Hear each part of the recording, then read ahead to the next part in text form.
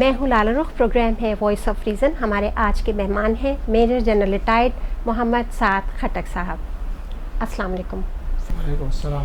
Thank you so مچ، آپ نے ہمیں اپنے قیمتی وقت میں سے کچھ ٹائم دیا. ہمارے کچھ سوالات ہیں. آپ کے بارے میں سب سے دلچسپ بات یہ ہے کہ آپ نے فوج میں سرو کیا، آپ نے اور بہت ساری ایکٹیویٹیز میں آپ انوالو رہے ہیں. آپ ٹرسٹ چلا رہے ہیں، آپ کا اپنا ایک تھنک ٹینک ہے. آپ نے ہائی کمشنر آف پاکستان کے تحت شری لنکا میں بھی اپنی خدمات انجام دیں.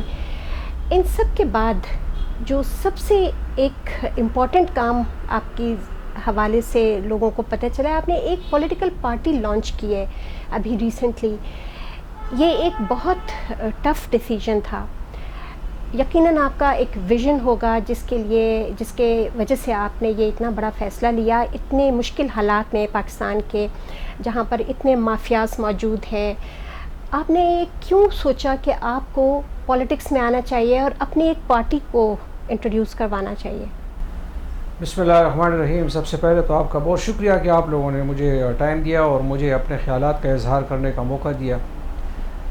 دیکھیں جی، 17 سال کی عمر میں فوج میں جانا، پھر 37 سال کی نوکری فوج میں، تقریباً 55 سال کی عمر میں ریٹائرمنٹ، اور اپنے علاقے سے 17 اور 55 سال کا جو گیپ تھا، اپنے روٹس سے، اپنی جڑوں سے منقطع ہونا مجبوری کی خاطر فوج کی وجہ سے. اور پھر اس کے بعد جو ہے سری لنکا میں 2 سال پاکستان کے لیے سفارت. میری ہمیشہ یہ خواہش اور کوشش رہی ہے کہ کسی بھی صورت اپنی جڑوں کے ساتھ، اپنے روٹس کے ساتھ جو تعلق ہے وہ اس کو ری اسٹیبلش کیا جائے، ری کنیکٹ کیا جائے اپنے لوگوں کے ساتھ. اس کے حوالے سے ایک آپشن کے طور پر میں نے خوشحال خٹک ٹرسٹ کے نام کے اوپر ایک ٹرسٹ بنایا. اس ٹرسٹ کے زیر سایہ میں نے اپنے علاقے میں، اپنے علاقے کے غریب عوام کے لیے میڈیکل کے حوالے سے، تعلیم کے حوالے سے، کانفلکٹ ریزولوشن کے حوالے سے، باقی جو روزمرہ کے مسائل کے حوالے سے میں ان کے ساتھ انگیج ہو گیا لوگوں کے ساتھ. اس کا مجھے سب سے بڑا فائدہ یہ ہو گیا کہ میرے علاقے میں جو ایک ایبسنس تھی، لمبی ایک طویل ایبسنس تھی، وہ جو ہے نا مجھے اس میں ریکنیکٹ کرنے کا ایک موقع ملا. جب خوشحال خٹک ٹرسٹ کے نیچے میں آپریٹ کرتا رہا اپنے علاقے کے بیچ میں، تو چونکہ پبلک ڈیلنگز تھی، تو جو ہمارے اپنے علاقے کے جو سیاسی کرتا دھرتا تھے ان کو یہ شاید محسوس ہوا، جبکہ میرے اس طرح کے کوئی ارادے نہیں تھے، ان کو یہ محسوس ہوا کہ یہ جنرل صاحب تو علاقے میں بہت فعال ہو رہے ہیں، لوگ ان کو بڑی پذیرائی دے رہے ہیں اور ان کو انکریج کر رہے ہیں. تو ان کو ایک سیاسی قسم کا شاید تھریٹ محسوس ہونا شروع ہو گیا. جبکہ میں نے کہا میرا ایسا کوئی اس وقت یہ ارادہ نہیں تھا.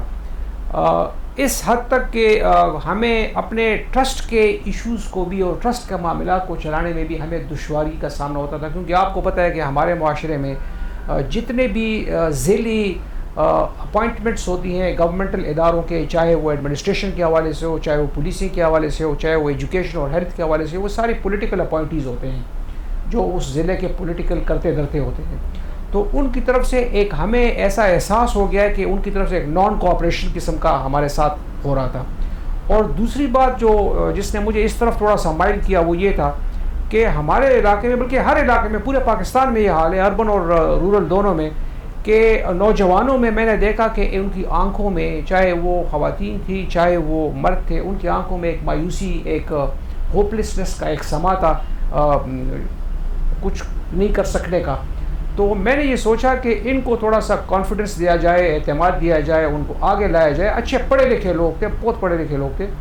تو پھر میں نے یہ سوچا کہ ہمیں ٹرسٹ کے ذریعے سے ہم خدمت تو ضرور کر سکتے ہیں لوگوں کی، لیکن لوگوں میں جو شعور اجاگر کرنا ہے، لوگوں کو ایک پلیٹ فارم مہیا کرنا ہے، لوگوں کو اوپر لے کر آنا ہے، اپنے پیروں پہ کھڑا کرنا ہے، ان کے لیے ایک سیڑھی بنانے کے لیے میں نے سوچا کہ میں ایک ایسا پلیٹ فارم بناؤں گا جس پلیٹ فارم سے ہم قابل اہل اور محب وطن لوگوں کو irrespective of their family affiliations, irrespective of their status, social status، ان کو اگر وہ پوٹینشیل ان کے بیچ میں ہے، اگر ان کے پیشن ہے، تو ان کو اوپر لانے کے لیے ایک ایسا پلیٹ فارم دیا جائے.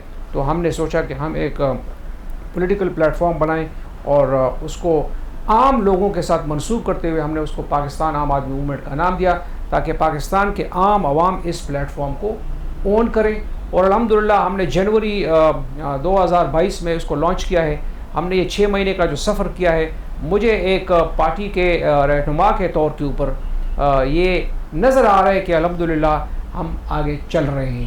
ہم ہو سکتا ہے کہ خواہشات کے مطابق نہ چل رہے ہوں، لیکن ہم آگے چل رہے ہیں اور ہم آگے پروگرس کر رہے ہیں. اور انشاءاللہ جو ہمارا سوچ اور ویژن ہے اس کے مطابق ہم آگے چلتے جائیں گے، جدوجہد کرتے جائیں گے. جب تک ہمارا حصہ ہے اس جدوجہد میں انشاءاللہ کریں گے. آگے اللہ کی مرضی ہے، جس کو اس کی باغ دوڑ اللہ دے دیں. جنرل صاحب، آپ آرمی سے بلانگ کرتے ہیں، اور آرمی سے بلانگ کرتے ہوئے آپ نے اپنی پارٹی کا نام رکھا ہے عام آدمی پارٹی، جبکہ جنرلی جو لوگ فوج میں ہوتے ہیں، آرمی کے ہوتے ہیں، ان کے متعلق یہ سمجھتے ہیں کہ یہ ایک عام آدمی کو بلڈی سویلین کہتے ہیں. تو آپ نے پھر اپنی پارٹی کا نام یہ کیوں چوز کیا؟ دیکھیں جی، میرے سے یہ سوال بہت دفعہ پوچھا گیا ہے کہ ایک جنرل عام آدمی کیسے ہو سکتا ہے، آپ ایک جنرل ہے، آپ عام آدمی کیسے ہو سکتے ہیں. میں اس کا جواب ایسے دوں گا کہ میں ایک عام آدمی ہوں. کیوں، کیسے میں عام آدمی ہوں؟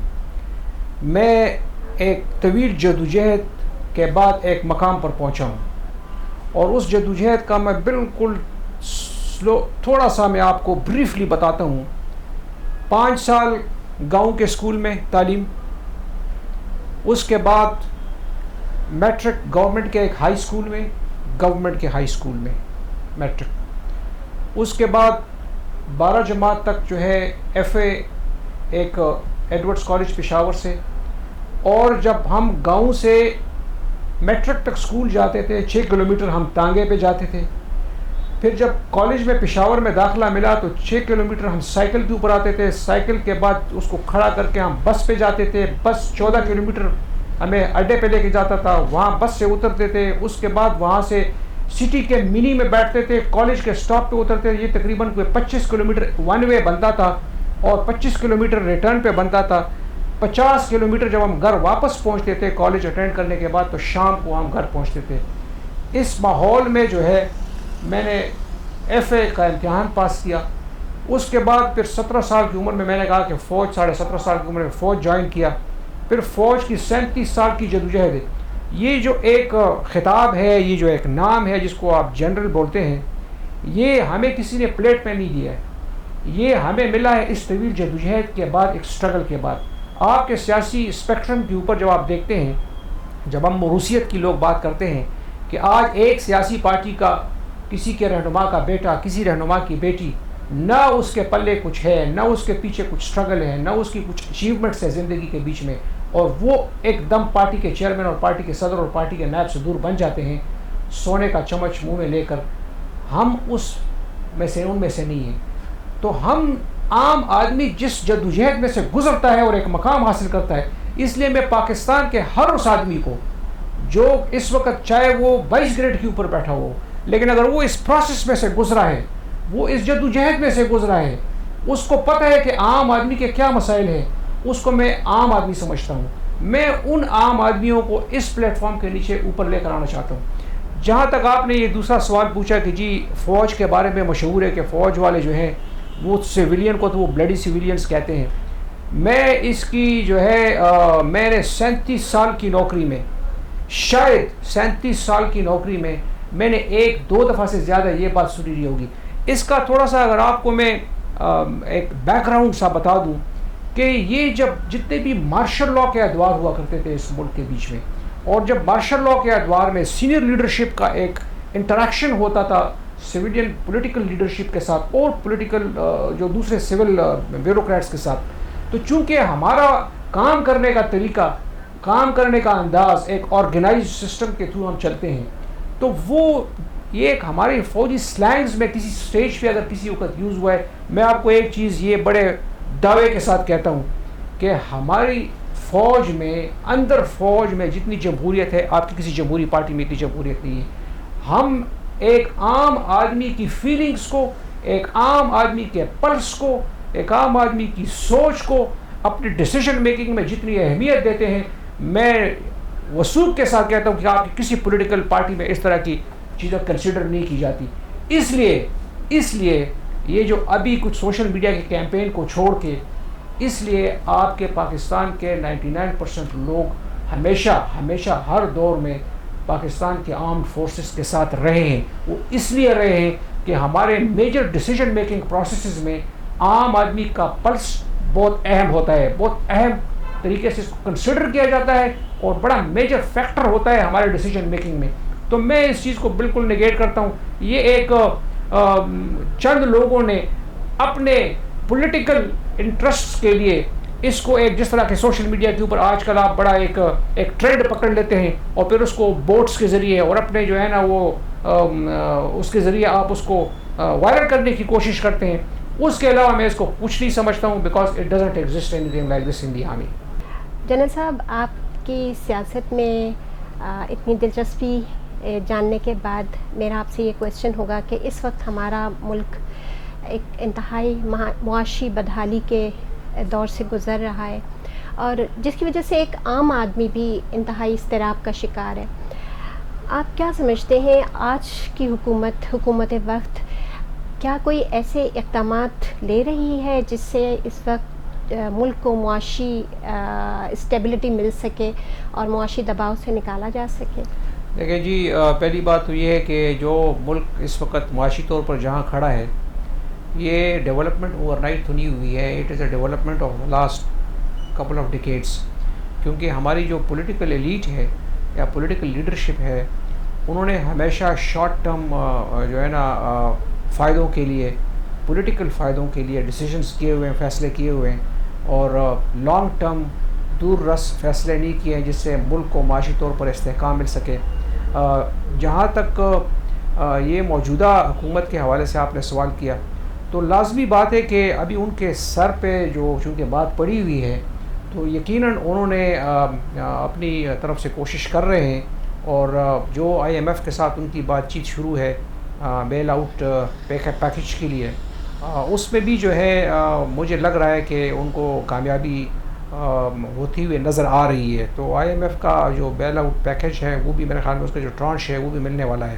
اس کے علاوہ جو ہے چونکہ اس پیکیج کے ہی جو حوالے سے جو ہمارے لیڈرشپ کے لیول کے اوپر جو ایکشنز وغیرہ تھے ریونیو جنریشن کے حوالے سے، تو انہوں نے کچھ ایکشنز کیے ہیں. میں آپ کے آڈینس کے لیے کچھ اسٹیٹسٹکس آپ کو بتا دیتا ہوں کہ حکومت نے کیا کیا فیصلے کیے ہیں جس سے جو ہے نا ریونیو جنریٹ ہوں گے.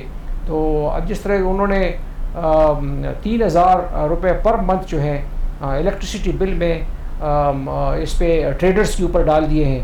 5% سیل ٹیکس جو ہے امپوز کر دیا ہے سافٹ ویئر اور آئی ٹی کنسلٹنٹس کے اوپر. اس کے علاوہ جو ہے آپ جو تقریباً 40,000 پر اینم جو ہے یہ گولڈ کے جو کاروبار کرنے والے لوگ ہیں ان کے اوپر فکسڈ ٹیکس ڈال دیا ہے 40,000 پر ایئر. اس طریقے سے جو ہے جو انکم ٹیکس کا جو سلیب ہے اس کو ان لوگوں کے لیے جو 50,000 سے 1 لاکھ کماتے تھے ان کے لیے جو ہے نا 2.5% کر دیا ہے. اور اسی طریقے سے جو ہے نا ایز یو موو اپ دا سلیب آپ کی ارننگ کے حوالے سے تو آپ کو جو ہے نا وہ 2.5 سے اوپر چلتا جائے گا. گورنمنٹ نے 1% پاورٹی ٹیکس امپوز کیا ہے ان لوگوں کے اوپر جو کہ 150 ملین تک کماتے ہوں. 2% ان پہ امپوز کیا جو 200 ملین کماتے ہوں، اور 3% ان لوگوں پر امپوز کیا ٹیکس جو 250 ملین کماتے ہوں، اور اس طرح 4% ان پہ جو 300 ملین پر اینم سے لے کر اور اوپر تک کماتے ہیں اس کے اوپر 3% جو ہے نا ٹیکس 4% ٹیکس ایڈ کر دیا.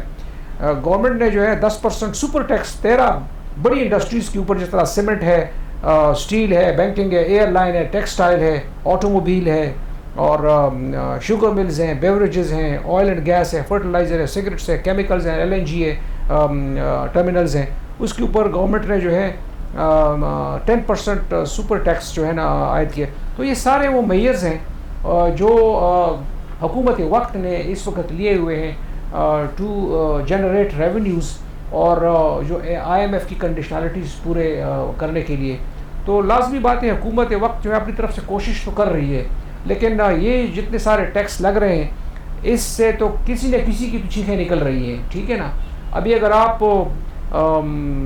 جولرس کے اوپر ٹیکس بڑھا رہے ہیں، اگر آپ جو ہے انڈسٹریلسٹ کے اوپر ٹیکس بڑھا رہے ہیں، تو اینڈ پروڈکٹ یہی ہوتا ہے کہ پروڈکٹ پہ جو اینڈ کنزیومر کے اوپر جو ہے اس کا بوجھ پڑتا ہے.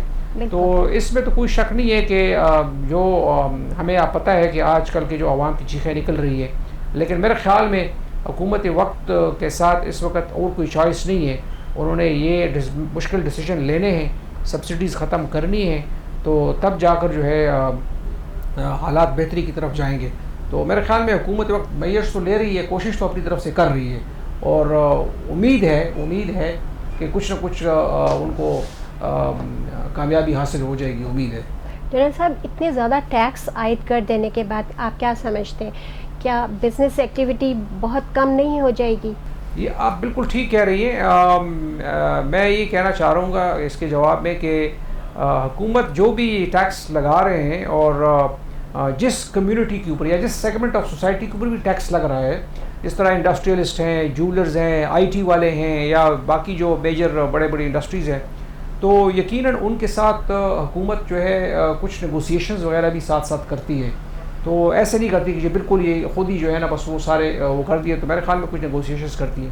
تو دیر از نو ڈاؤٹ کہ جب ٹیکسیشن زیادہ ہوگی، لیکن آپ کو شاید یہ بھی علم ہوگا، یقیناً ہوگا کہ میرے خیال میں ہمارے جو انڈسٹریلسٹ ہیں، ہمارے جو بڑے لوگ ہیں، ان کو جتنا ٹیکس دینا چاہیے وہ ٹیکس دیتے نہیں ہیں، ٹیکس نیٹ میں آتے ہی نہیں ہیں. ٹیکس نیٹ میں آتی نہیں ہے. تو میرے خیال میں ٹیکس نیٹ میں لانا بڑا ضروری ہے. اس کے بہتر طریقہ تو یہی ہے کہ ان کو آن بورڈ لیا جائے، ان کو کچھ انسینٹیو دیا جائے، اور پھر ان کو ٹیکس نیٹ میں لانے کی جو ہے نا کوشش کی جائے. تو وہ مشکل کام ہے، لیکن یہ کہ اس کا شارٹ کٹ کوئی نہیں ہے، یہ ہمیں کرنا پڑے گا. تو حکومت کوشش کر رہی ہے، لیکن اللہ کرے کہ کوششیں بارہ اور ثابت ہوں. جنرل صاحب، اتنے زیادہ اقدامات کرنے کے بعد آپ کیا سمجھتے ہیں کہ کیا ملک اس وقت ڈیفالٹ ہونے سے بچ جائے گا؟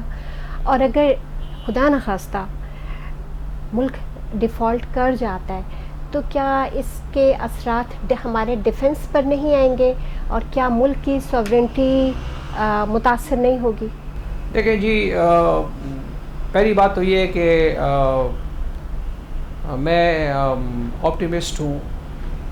مجھے نہیں لگ رہا ہے کہ ملک ڈیفالٹ کی طرف جائے گا، پہلی بات تو یہ.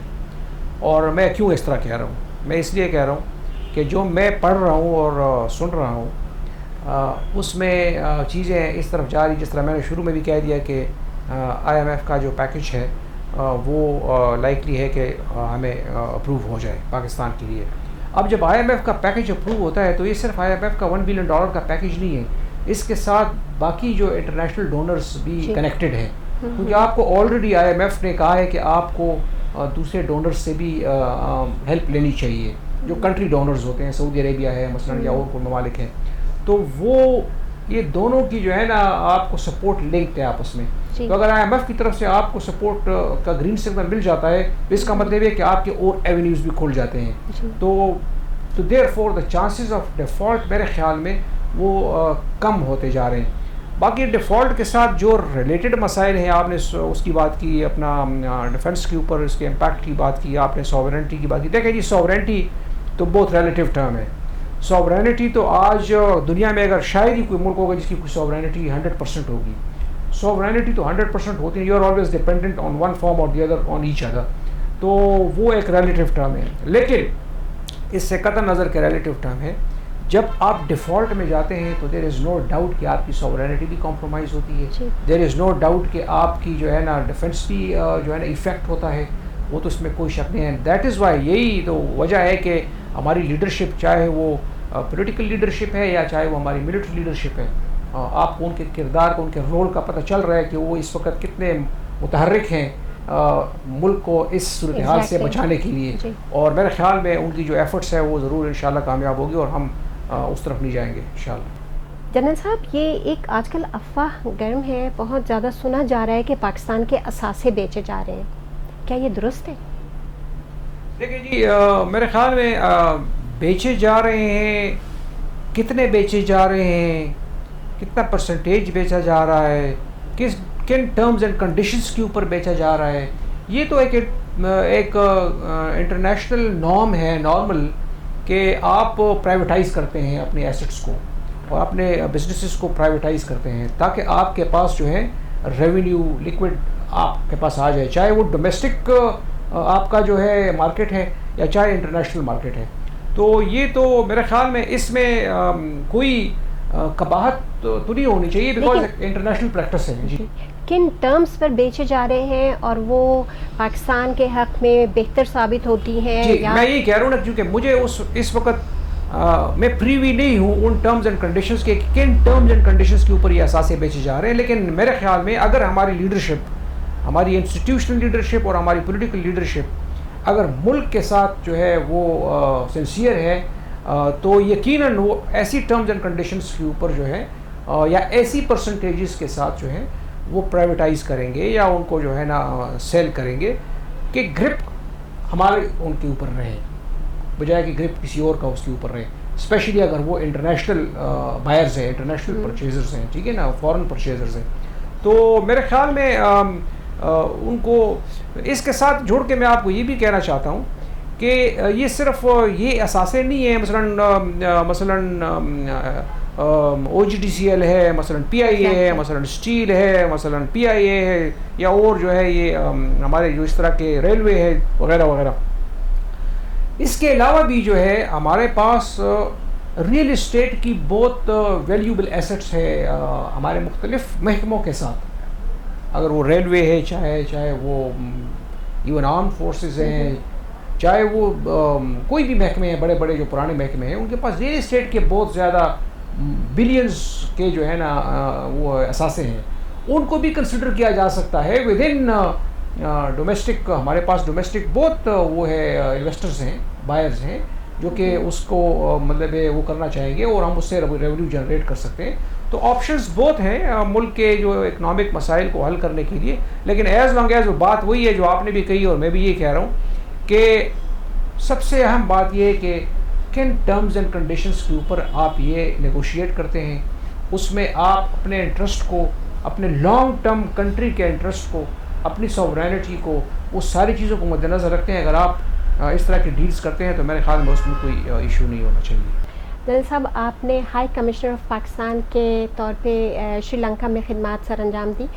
میرا آپ سے پوچھنا یہ ہے کہ شری لنکا کی اکانومی کیوں ڈیفالٹ کر گئی، اور ان کا جہاں تک مجھے انفارمیشن ہے ان کا ڈیفنس، ان کی آرمی تو کافی اسٹرانگ تھی، اور اس کے پیچھے کیا یہ انجینئر تھی یا آرگینک تھی، اور اگر یہ انجینئر تھی تو اس کے پیچھے کس کا ہاتھ ہو سکتا ہے اور ان کے آبجیکٹیوز کیا ہیں؟ دیکھیں جی، سب سے پہلے تو آپ کو سری لنکا کا جو ماحول ہے وہ تھوڑا سا میں بریفلی بتا دوں. سری لنکا ایک چھوٹا ملک ہے، تقریباً کچھ 2.25 کروڑ کی آبادی کا. پاکستان 22 کروڑ کی آبادی سے بھی زیادہ کا ملک ہے.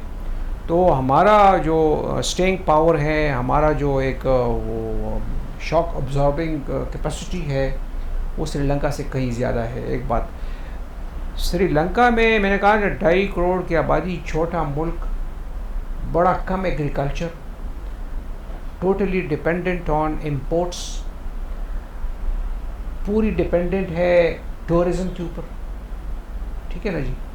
اور گزشتہ 2-3 سالوں میں جو حالات وہاں گزرے ہیں، سب سے جو پہلی چیز تھی سری لنکا کو کبھی اٹھنے نہیں دیا، وہ سری لنکا کی تقریباً 25 سال کی خانہ جنگی تھی، جو وار آن ٹیررزم وہ لڑتے رہے ہیں تامل ٹائگرز کے ساتھ.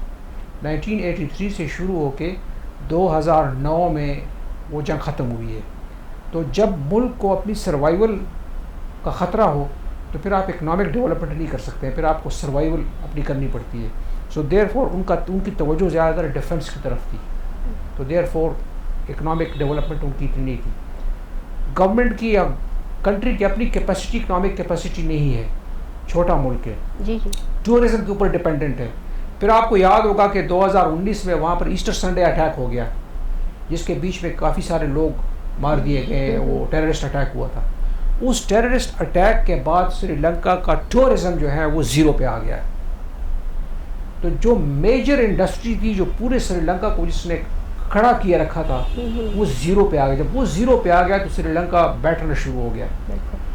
تیسری بات جو اس میں سب سے امپورٹنٹ جو ہوئی وہ کووڈ کا آ گیا. کووڈ کے ساتھ سری لنکا نے اپنے ریگولیشنز اتنے ٹف کر دیے کہ اگر کوئی ٹورسٹ آنا بھی چاہتا تھا تو وہ کہتے تھے کہ جی آپ پہلے آئیں گے, پہلے آپ ہمارے بتائے ہوئے ہوٹل میں 15 دن کوارنٹین کریں گے, وہاں پر آپ چارجز بھی خود دیں گے ہوٹل کے, پھر جا کر آپ ٹورزم کریں گے. تو پھر کون جاتے ہیں سری لنکا؟ بہت ڈسکریجنگ پالیسیز تھی. اگلی بڑی امپورٹنٹ چیز جو کہ عوام الناس کو شاید نہیں پتہ کہ جو لیڈرشپ راجہ پاکسا فیملی کی جو لیڈرشپ تھی وہ جس طرح یہاں پر موروثی سیاست ہے وہاں پر پورا خاندان سیاست کے اوپر وہاں پر یہ مسلط تھا پچھلے 20 سالوں سے. ایک بھائی صدر, دوسرا بھائی وزیر اعظم, 2 بھائی وزراء اور ایک بھائی کا بیٹا بھی وزیر. ایکسٹریملی فنی. تو دس از دس واز دا گورنمنٹ. اور پھر بدقسمتی یہ بھی تھی اس گورنمنٹ کی اور اس خاندان کی کہ یہ بڑے ریسسٹ لوگ ہیں. اور وہاں پر جو مائنورٹیز تھی, چاہے وہ ٹیمل مائنورٹیز تھی, چاہے وہ مسلم مائنورٹیز تھی, اور مسلم مائنورٹیز بائی دا وے وہاں پر جو ہے بزنس کو بڑا وہ کرتے ہیں, چلاتے ہیں سری لنکا کی, وہ ساروں کو جو ہے انہوں نے ٹارگٹ کرنا شروع کر دیا. وہ کہہ گئے جی ہم میجورٹی ووٹ کے اوپر ہم پاور میں آئے ہیں اور میجورٹی ووٹ ہمارا چونکہ سنہالا بدھسٹس کا ہے تو ہمیں کسی اور کی ضرورت نہیں ہے. تو اس لیے جو جتنے بھی مسلمان تھے, جتنے بھی ٹیملز تھے, جتنے بھی کرسچنس تھے, وہ بڑے تھریٹنڈ اور آئسولیٹ فیل کر رہے تھے. تو جب آپ تھریٹنڈ اور آئسولیٹ فیل کرتے ہیں تو آپ انویسٹ نہیں کرتے ہیں مارکیٹ کے بیچ میں.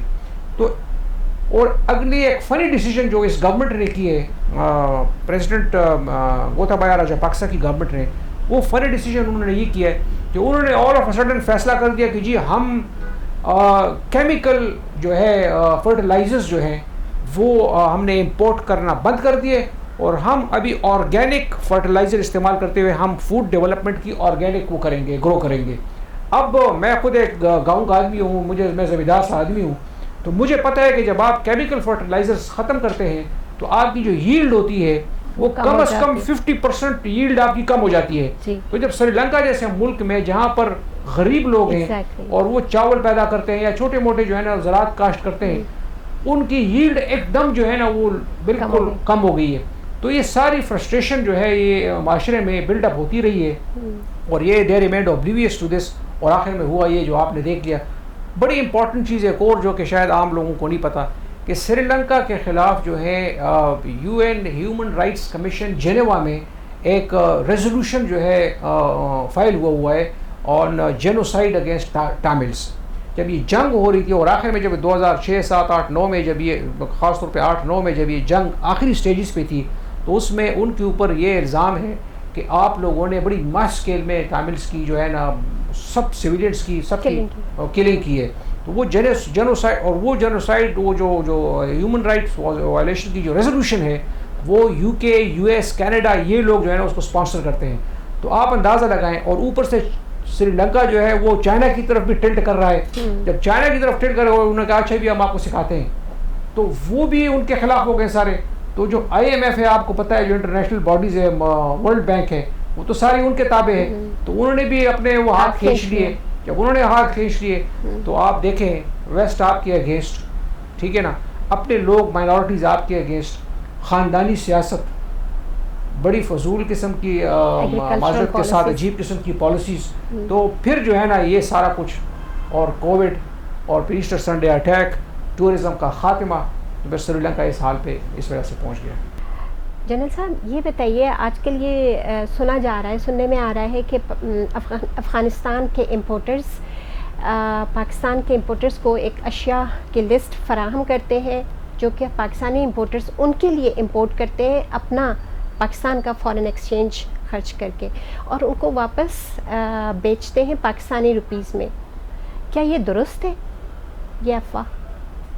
اچھا, میں تو اس کا جواب ایسے دوں گا, میں نے تو بالکل نہیں سنا ہے اور میں اس کو بلیو بھی نہیں کرتا ہوں. میں وہاں رہا بھی ہوں, کے پی میں نے نوکری بھی کی ہے.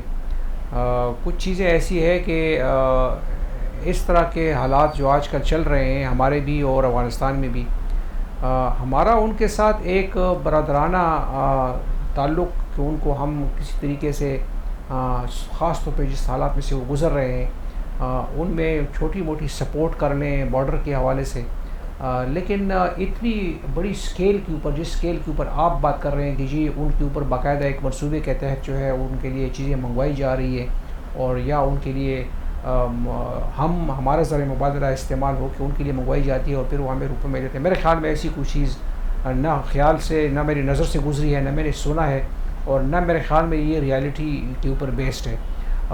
میں نے کہا نا چھوٹی موٹی ہیومینیٹیرین اسسٹنس اگر پاکستان نے ان کو کچھ دیے کسی شیپ میں، وہ اس کو آپ وہ ڈینائی نہیں کر سکتے، لیکن ابھی تو آپ کو پتہ ہے کہ اگر اسمگلنگ بھی ہوتی ہے تو وہ بھی بڑی محدود اسکیل پہ ہو سکتی ہے، کیونکہ آپ کو پتہ ہے کہ ابھی جب تک آپ فریکوینٹڈ روٹس کے اوپر نہیں جائیں گے، یعنی جو فریکوینٹڈ بارڈر روٹس ہیں اس کے اوپر نہیں جائیں گے، تو باقی جگہوں کے اوپر تو آپ کو پتہ ہے کہ وہ باربڈ وائر لگا ہوا ہے، تو آپ وہ جو اس کا جو اسمگلنگ والا وہ ایلیمنٹ بھی کافی کم ہو گیا ہے۔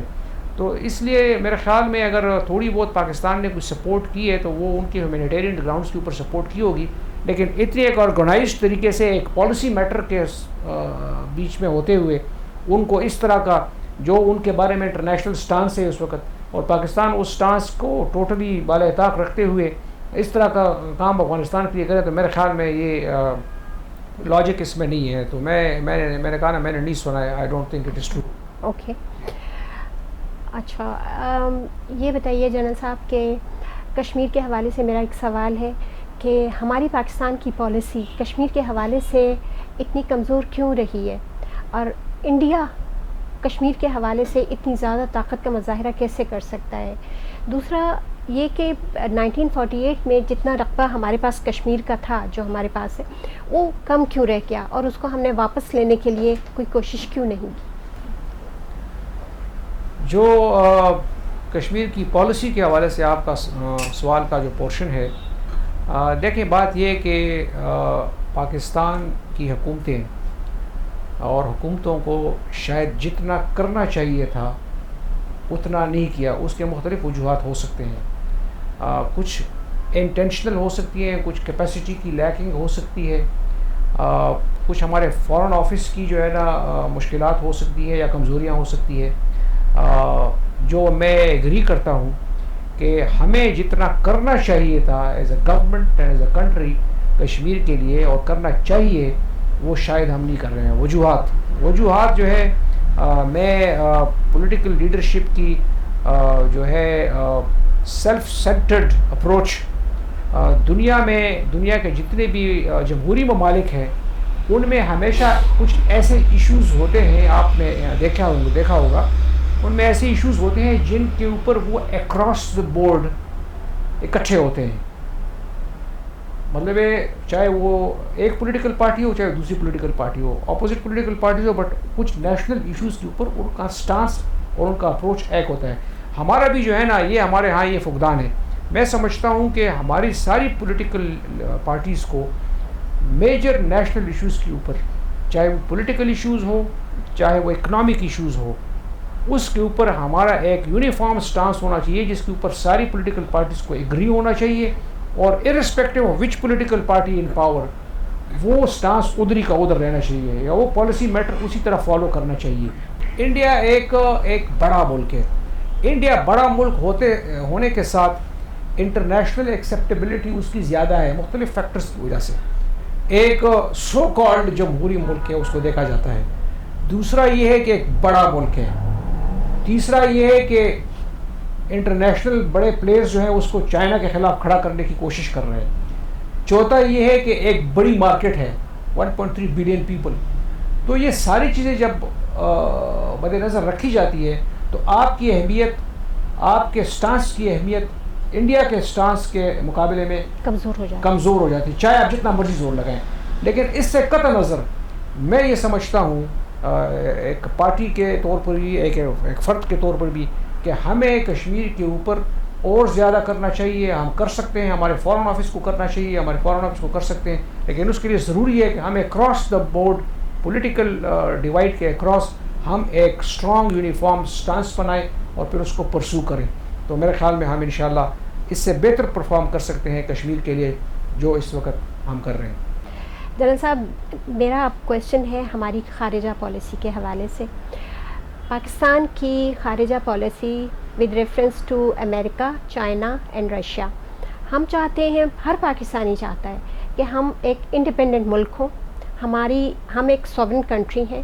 ہم جس سے چاہیں بزنس کریں، جس سے چاہیں اچھے تعلقات رکھیں. ہمارے اوپر کسی بھی کنٹری کا، چاہے وہ امریکہ ہو یا انگلینڈ ہو، کسی کا ہمارے اوپر کوئی دباؤ نہیں ہونا چاہیے. ہم ان سے بھی اچھے تعلقات رکھیں، باقی تمام کنٹریز سے بھی، اور رشیا سے بھی، اور چائنا سے بھی، اور ترکی سے بھی. تو ایسا کیسے ممکن ہے؟ ہم ایسا کیوں نہیں کر سکتے؟ دیکھیں جی، ایک آپ کی خواہش ہے اور ایک ریئلم آف پاسبلٹی ہے کہ کیا آپ کی خواہش جو ہے وہ ماحول کے مطابق ریئلم آف پاسبلٹی میں ہے کہ نہیں ہے. میں اس کو ایسے ٹیکل کروں گا کہ بالکل جو باتیں آپ نے کی ہے اس کے ساتھ تو اتفاق ہی کیا جا سکتا ہے، لیکن اس کو ایگزیکیوٹ کرنے کے لیے، اس کو امپلیمنٹ کرنے کے لیے، اس کے طریقہ کار کے لیے تھوڑا سا مطلب ایک اپروچ ہونا چاہیے. آپ کو انٹرنیشنل، اسپیشلی میں کہہ رہا ہوں کہ جب آپ اپنے ماحول کو دیکھیں گے، آپ اپنے پولیٹیکل ماحول کو دیکھیں گے، آپ اپنے محل وقوع کو دیکھیں گے، جب آپ اپنے اکنامک کنڈیشنز کو دیکھیں گے، جب اس سارے فیکٹرز کو آپ اسٹڈی کریں گے تو پھر آپ اپنی ایک اپروچ ڈیولپ کرتے ہیں کہ ہمیں ایک آزاد ملک رہنے کے لیے کیا پالیسی اور کیا اپروچ اڈاپٹ کرنا چاہیے تاکہ ہم ان کے ساتھ بھی ایک عزت کا رشتہ برقرار رکھیں اور ان کے ساتھ بھی ایک عزت کا رشتہ برقرار رکھیں. کیونکہ ہم نے ایک اس میں ایک دنیا کے ایک ماحول میں تو رہنا ہے. تو چونکہ جس طرح آپ نے کہا کہ ہمارا امریکہ کے ساتھ یا ویسٹ کے ساتھ تعلق کی ایک تاریخ ہے، اسی طریقے سے ہمارا چائنا کے ساتھ ہمارے تعلق کی ایک تاریخ ہے، اور یہ امریکہ کو بھی پتہ ہے اور یہ چائنا کو بھی پتہ ہے. اور چائنا نے بھی ہمیں نہیں کہا ہے کہ آپ امریکہ کے ساتھ تعلق کو منقطع کر دیں، اور امریکہ نے بھی نہیں کہا کہ آپ چائنا کے ساتھ تعلق کو منقطع کریں. لیکن ہماری لیڈرشپ کو میرے خیال میں یہ بہت سوچنے کی ضرورت ہے کہ ہم اپنی ڈیلنگز میں، اپنی بات چیت میں، اپنے اپروچز اور میتھڈالوجیز میں ایسے کوئی کام نہ کریں کہ ہم آؤٹ رائٹلی ایک پاور کو یا ایک گریٹ پاور کو، سپر پاور کو ہم اینٹیگنائز کر دیں بلا کسی وجہ کے. ٹھیک ہے نا؟ ٹھیک ہے، ہمارے دل میں تو یہ خواہش ہے کہ ہم ایک آزاد ملک ہے اور ہم ایک آزاد ملک رہنا چاہیے، ہم ایک آزاد ملک رہنا چاہتے ہیں. یہ ہر پاکستانی کی یہ خواہش ہے اور ہونی بھی چاہیے. لیکن میں نے کہا نا کہ اس کو چونکہ انٹرنیشنل انوائرمنٹ میں رہتے ہوئے ہمیں جو ہے نا اس طریقے سے اس کو ٹیکل کرنا چاہیے اور اپروچ کرنا چاہیے کہ ہم کوشش کریں، حد الوسع کوشش کریں کہ ہم کسی بھی پاور کو اینٹیگنائز نہ کریں. ٹھیک ہے نا؟ تو میرے خیال میں جو ہمارے ساتھ ہوا ہے اس انوائرمنٹ میں شاید ہمیں وہ اپروچ جو تھا وہ صحیح نہیں تھا اس مسئلے کو حل کرنے کے لیے، یا ہمیں اپنی ایک فریڈم کو جو ہے نا ایکسپریس کرنے کے لیے کہ ہم ایک آزاد ملک ہے، اس کو ایکسپریس کرنے کے لیے وہ ماحول جس طریقے سے ہم نے اس کو ایکسپریس کیا، وہ ماحول اس وقت اس کے لیے ایسا نہیں تھا، جس کی وجہ سے ایک ریئیکشن آ گیا مختلف حوالے سے. تو میرے خیال میں آپ کے سوال کے ساتھ بنیادی طور پر ایگری کرتا ہوں، لیکن جس طریقے سے ہماری پولیٹیکل لیڈرشپ نے ریسنٹ پاسٹ پولیٹیکل لیڈرشپ میں جس طریقے سے اس کو اپروچ کیا، اس کو ٹیکل کیا، diplomacy, you mean diplomacy? Yes, diplomacy, but handling by the political leadership. جو ہماری پولیٹیکل لیڈرشپ تھی، جو ہمارے پرائم منسٹر صاحب تھے، جو ہمارے ان کی ٹیم تھی، انہوں نے جس طریقے سے اوورٹ سگنلنگ کی انٹرنیشنل پاورز کو، I think those were not very receptive signals. Challenging, تھوڑا چیلنجنگ بھی، مطلب فرام اے کنٹری جو کہ از آن کوائٹ ویک، فریجائل سچویشن. تو تھوڑا سا میرے خیال میں وہ ایرر ہمارے سے اس میں ہوئے ہیں ہماری شاید پولیٹیکل لیڈرشپ سے، میری دانست کے مطابق. تو اگر وہ ہم بہتر طریقے سے میرے خیال میں ٹیکل کر لیں شاید، تو ہم دونوں کے ساتھ، آخر ہم نے پاسٹ میں بھی تو امریکہ اور چائنا کے درمیان برج کا کام کیا ہے نا، تو ہم ابھی بھی ایسا اپروچ کیوں نہیں اڈاپٹ کرتے ہیں اپنے رسپانسز میں کہ ہم ان کو ایک اکٹھا لانے کی کوشش کریں. ہم ان کو بھی بتائیں کہ جی آپ کے لیے بھی حاضر ہیں، آپ بھی یہاں پر آ کر انویسٹ کریں، یہاں پر آ کر کام کریں، آپ اپنے اسٹیکس بڑھائیں، ان کو بھی بتائیں کہ آپ اپنے اسٹیکس بڑھائیں, آپ اپنی انویسٹمنٹ کریں. رشیا کو بھی بتائیں. ایسے دنیا کے سارے ممالک اس طرح کرتے ہیں نا, کیوں نہیں کرتے ہیں؟ جنرل صاحب آپ کی بات بالکل درست ہے کہ ہمیں ایسا کرنا چاہیے, لیکن کہا تو یہ بھی جاتا ہے کہ بعض طاقتیں ایسی ہیں جو ملک کو پاکستان کو اسٹیبلائز دیکھنا ہی نہیں چاہتی. وہ جان بوجھ کر کچھ ایسے سرکمسٹانسز کریٹ کیے جاتے ہیں کہ ہم اکنامکلی بھی, پولیٹیکلی بھی, ہر لحاظ سے ہم ڈی اسٹیبلائز ہو جائے. دیکھیں ہماری جو جغرافی ہے نا, ہماری جو جغرافی ہے وہ آپ کو کبھی بھی آئیڈیل اسٹیبلائزنگ انوائرمنٹ پرووائڈ نہیں کر سکتی. آپ کی جغرافی ایسی ہے کہ this area will always remain a centre of interest of great powers, And that's why they want to. اور وہ بھی conflicting great powers, Russia, China, US West, ویسٹ, جاپان, یہ کنفلکٹنگ ہے. ان کے جو انٹرسٹ ہے وہ کنفلکٹنگ ہے. آپ اپنا مخلوق حقوق تو چینج نہیں کر سکتے ہیں. تو ہم نے سیکھنا ہے اس حالات کے بیچ میں رہنے کا. مقصد کہنے کا یہ ہے کہ ایک کا انٹرسٹ ہوگا کہ یہاں پر اسٹیبلٹی ہو, چائنا کا انٹرسٹ ہوگا کہ اسٹیبلٹی ہو, کیونکہ انہوں نے economic one belt and one road لے کے چلنا ہے. امریکہ کا انٹرسٹ اسٹیبلٹی میں نہیں ہوگا, کیونکہ وہ چاہے گا کہ چائنا یہاں پر سے one belt and one road کو نہ کامیابی کے ساتھ لے کر چلا جائے. تو کہنے کا مطلب یہ کہ ہم نے اس کو بیلنس آؤٹ کرنا ہے اپنے جو ہے نا رول کو, اور وہ ہم اپنے how intelligently we can how do it. intelligently and how far sightedness our leadership demonstrate, تب جا کر یہ ہو سکتا ہے. ورنہ یہ جو سمرنگ سچویشن ہوگی یہ کسی نہ کسی لیول پر تو یہ رہے گی. اگر ہماری کوشش یہ ہونا چاہیے کہ اس کو جتنا بھی لو لیول کے اوپر رکھا جائے تو زیادہ اچھا ہوگا. آئیڈیل میں تو یہ کبھی بھی نہیں ہوگا, لیکن زیادہ اگر بہت خراب ہو جائے تو پھر ہم جو ہے نا ایک دوسروں کی کانفلکٹ میں آ جائیں گے. تو میرے خیال میں ہمیں ایک بیلنسنگ فورس کے طور پر ان کے بیچ میں بھی, ایک بیلنسنگ فورس کے طور پر بھی, ایک بفر کے طور پر بھی ہمیں ان کے بیچ میں بھی ہمیں کام کرنا چاہیے, تاکہ ان کو بھی نزدیک لانے کی کوشش کریں. ان کے بھی اسٹیک سے ہمارے ملک میں ڈیولپ کیا جائے, تاکہ دونوں کے اسٹیکس ہو اور دونوں جو ہے نا بینیفٹ بھی کریں, اور ان دا پروسیس پاکستان اور پاکستان کے عوام بھی بینیفٹ کریں. جنرل صاحب آپ کی تمام باتیں یہ شو کر رہی ہیں کہ آپ کے اندر کتنا ڈیپ انسائٹ ہے. آپ نے بالکل بجا طور پہ, صحیح طور پہ آپ نے ایک سیاسی پارٹی لانچ کی ہے, اینڈ آئی ایم شیور کہ آپ کی اتنی انٹیلیجنس, جو آپ اتنا گہری نظر رکھتے ہیں ان تمام معاملات پہ, تمام لوگوں کے, پولیٹیکل پارٹیز کے جو بیہیویئرس ہیں ان کے اوپر, ان کے ایکشنز پہ, ان کی سوچ پر, اس سے یہ پتہ چلتا ہے کہ آپ یقیناً اپنی پارٹی کو لے کے پروگریس کریں گے, اور انشاءاللہ پاکستان کے لیے آپ کی پارٹی بہت کامیاب ثابت ہوگی. Thank you. Thank you very much. آپ کے ٹائم کا بہت شکریہ.